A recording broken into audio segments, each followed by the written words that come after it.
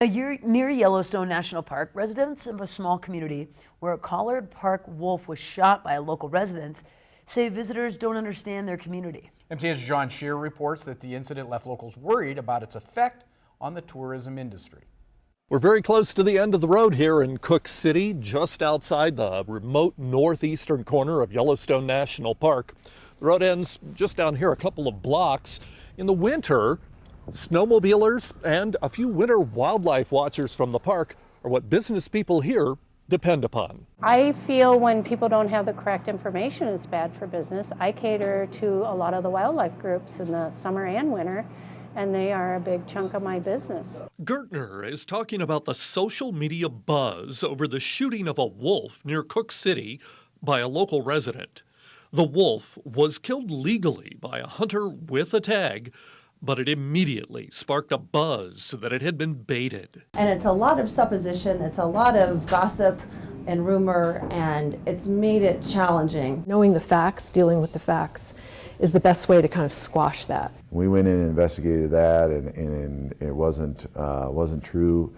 We haven't found any evidence that people are baiting wolves. No. But a lot of the growing number of wildlife tourists don't seem to know that. There is a lot of people that come in this area that think all of us locals are against the wolves, and it's not.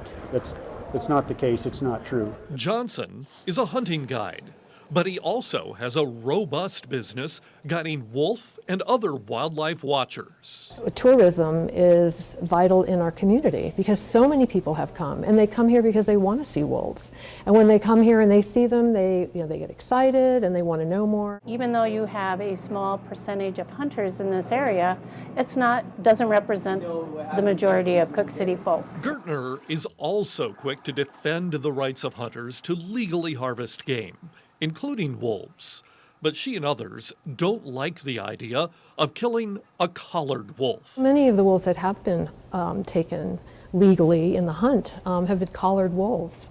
And when you lose that, you're losing a tremendous amount of data. But making the big animals, like wolves and bears, a part of your business plan also means making adjustments to your lifestyle. If you live in Gardner, if you live in Cooke City, I have a dog, a small dog, and I typically step outside, especially at night, if I have to let him out. So my life has changed because I have a dog, and when I am back on the Bannock Trail now, knowing that the wolves are using that kind of as their pathway between here and the park, I keep my dog on a lead. But for most, those compromises are worth the payoff. People look at us and say, "Do you know how lucky you are to live here?"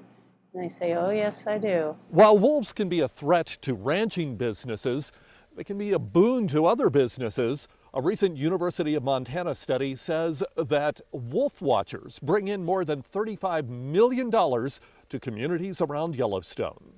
In the park, in the Lamar Valley, I'm John Shearer for MTN News. Now, Montana Department of Fish, Wildlife and Park officials say while they encourage people living near the park to take every precaution possible, if predators get too comfortable around people, safety becomes top priority. That means some of the predators could be killed to protect their human neighbors as well. Wow. Interesting story there. For sure. I think John did a great job of telling everyone's story. Absolutely. Absolutely.